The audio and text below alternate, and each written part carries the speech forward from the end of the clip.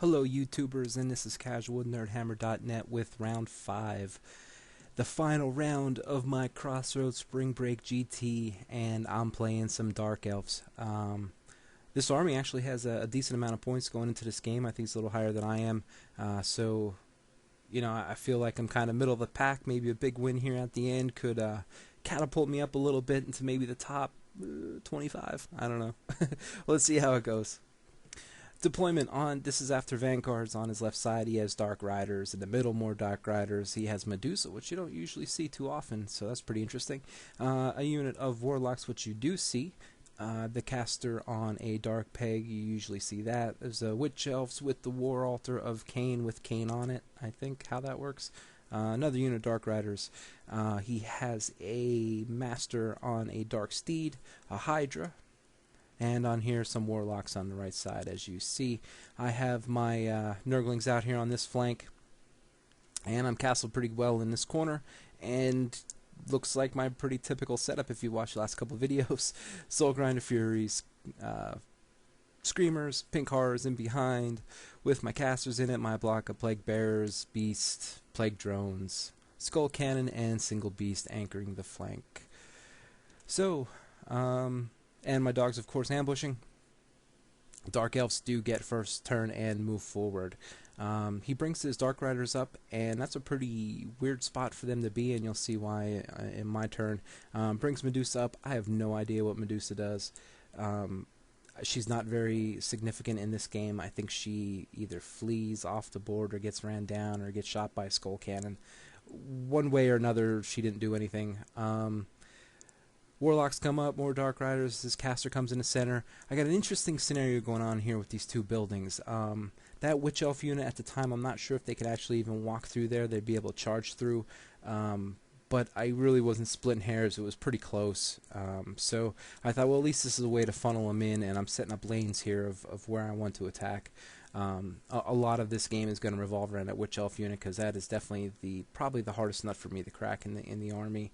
And he has a lot of course, Dark Elves have a ton of chaff and characters everywhere. So I got to be really careful with how my game plan goes. And I think I played a little too reactionary most of this game, but we'll see how that progresses.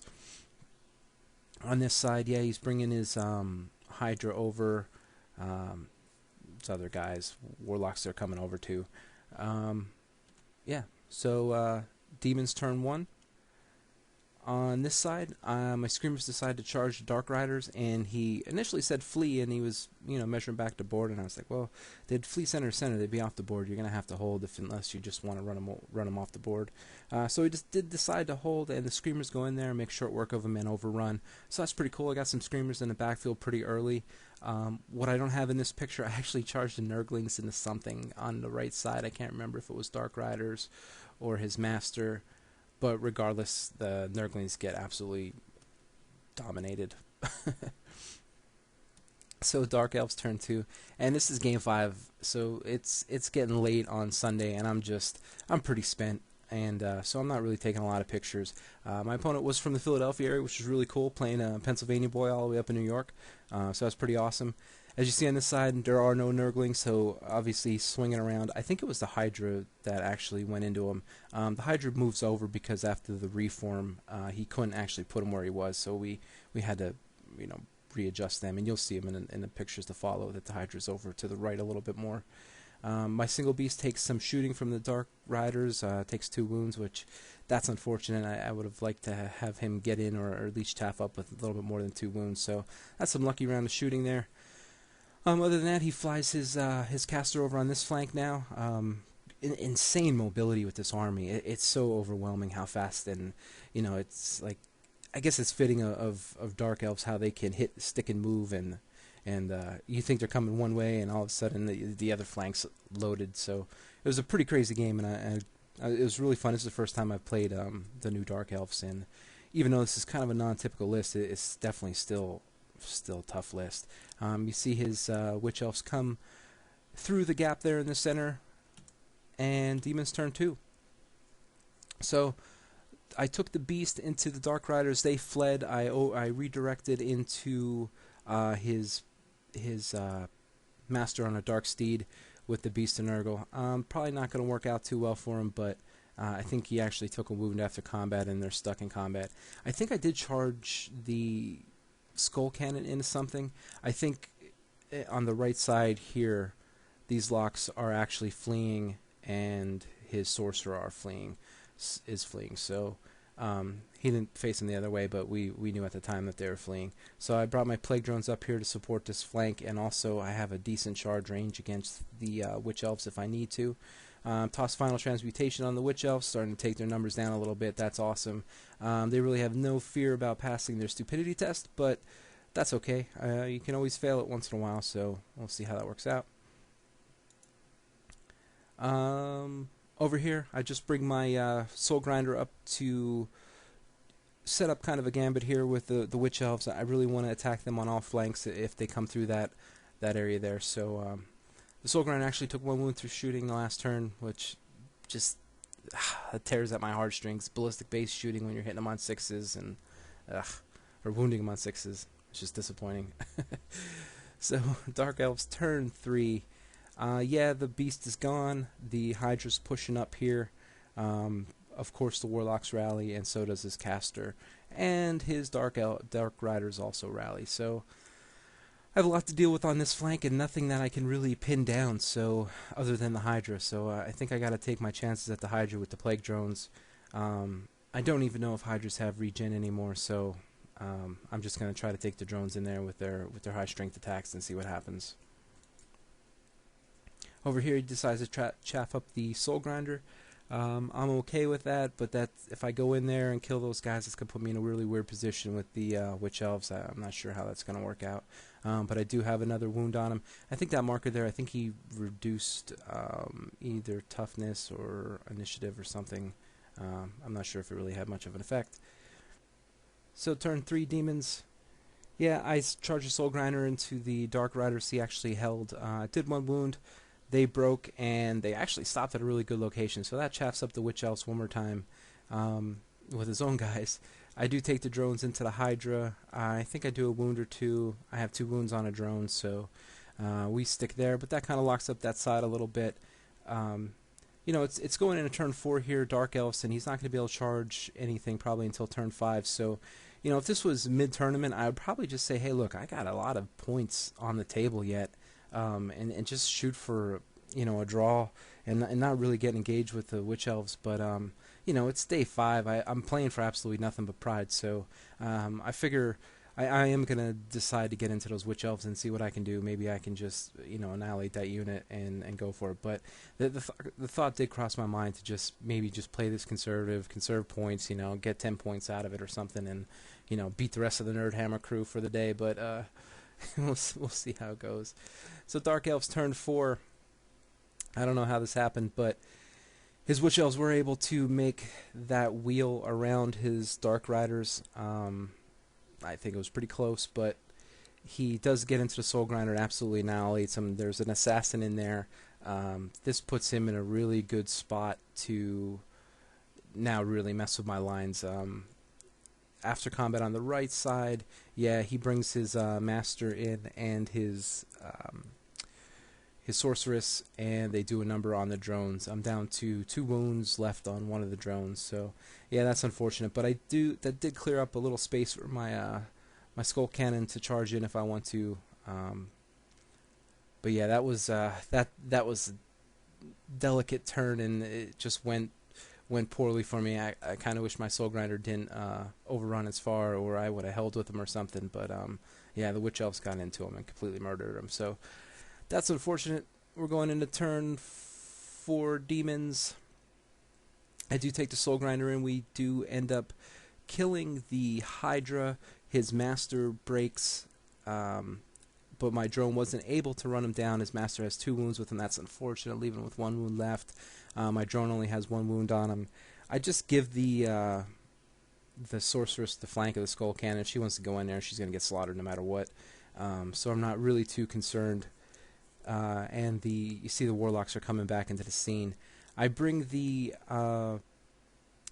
Beast over here. The way I set this up, I don't think he can wheel and make contact with the beast. He can go after the beast if he wants, but that's going to set him up for counters because he's not going to get through all the beasts in one turn. So I bring my pink horror unit up. I move Moonface out of there. I'm going to try to trap him up again and maybe get some counter charges that I would like to get with the Plague Bearers. You know, get some combat res in there. My dogs do come on the board here in turn 4 finally. They're a little late to the party. Would have liked to have them last turn, perhaps, but yeah, we'll see how that works out. Turn 5 Dark Elves, he does go into the pink horrors, obviously slaughters them and overruns and comes within 2 inches of my other pink horror unit who I couldn't get out of the way and bunkered Moonface in. So